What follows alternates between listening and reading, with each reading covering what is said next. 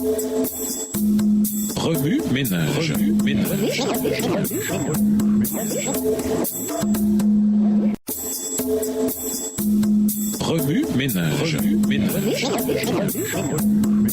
Bienvenue dans votre émission. Remue ménage. Nous voilà à la leçon de mercredi. Invité, le gain qui est une perte. Une comparaison entre Matthieu 16, le verset 26 et Luc 9, le verset 25 révèle que l'âme ne réside pas dans une personne, mais qu'elle est plutôt la personne. Ainsi, alors que l'évangile de Matthieu nous met en garde contre le fait de gagner le monde entier et de perdre son âme, Luc, lui, nous met en garde contre le fait de gagner le monde entier et de se perdre soi-même. Cette comparaison indique que l'âme, c'est soi-même. Un jour, Jésus raconta l'histoire d'un fermier qui construisait des granges toujours plus grandes pour stocker ce qu'il considérait comme étant ses biens. Au lieu de partager, il amassait des richesses en vue de futures années de prospérité et de loisirs. Luc 12, versets 16 à 21. Mais Dieu lui dit que cette nuit même, son âme lui serait redemandée. L'utilisation du mot âme 3 fois dans la version second 21 est mieux rendue dans la Nouvelle Bible second par les mots je, tu et vie. Et alors je pourrais me dire et je dirai à mon âme second 21, tu, mon âme second 21, as beaucoup de biens en réserve pour de nombreuses années. Repose-toi, mange, bois et fais la fête. Mais Dieu lui dit, homme déraisonnable, cette nuit même, ta vie, ton âme, second 21, te sera redemandée. Versets 19 et 20 dans la version Nouvelle Bible second. Dans notre monde matérialiste, les gens sont obsédés par l'accumulation de richesses matérielles, mais que pourront-ils emporter avec eux à la mort? Pourront-ils donner des maisons, des terres, de l'argent, des actions et des obligations, des voitures, des vêtements et des jouets pour adultes en échange de leur vie? La Bible dépeint le triste résultat de l'égoïsme. Anania et Saphira retinrent l'argent qu'ils avaient promis de donner pour l'œuvre du Seigneur et en conséquence, ils abandonnèrent leur âme ou vie. Acte 5, les versets 5 et 10, voire aussi Acte 12, le verset 23. La version Martin traduit le mot exipchiken par rendit l'esprit. Acte 5, les versets 5 et 10. Mais la version Nouvelle Bible second le rend plus précisément par expira. Il est parfaitement correct de traduire exipchiken par a rendu sa vie. Quel contraste avec Paul et Silas qui risquèrent leur vie pour le nom de Jésus-Christ. Acte 15, verset 26. Hébreux 11 écrit la galerie des héros de la foi. L'un des personnages remarquables de cette galerie, c'est Moïse, l'héritier présomptif de Pharaon. Par amour pour le Christ, Moïse préféra subir l'opprobre plutôt que de jouir des plaisirs du péché pour un temps. Par la foi, Moïse, devenu grand, renonça au titre de fils de la fille du Pharaon. Il préféra être maltraité avec le peuple de Dieu plutôt que de jouir des plaisirs momentanés du péché. Il estima qu'être méprisé comme le Messie avait beaucoup plus de valeur que les trésors de l'Égypte, car il gardait les yeux fixés sur la récompense future. Hébreux 11, versets 24 à 26. Si Moïse avait choisi de rester en Égypte, il serait aujourd'hui une momie dans un sarcophage égyptien. Au lieu de cela, il est au ciel. L'apôtre Paul a écrit « Si nous avons mis notre espérance dans le Christ uniquement pour notre vie,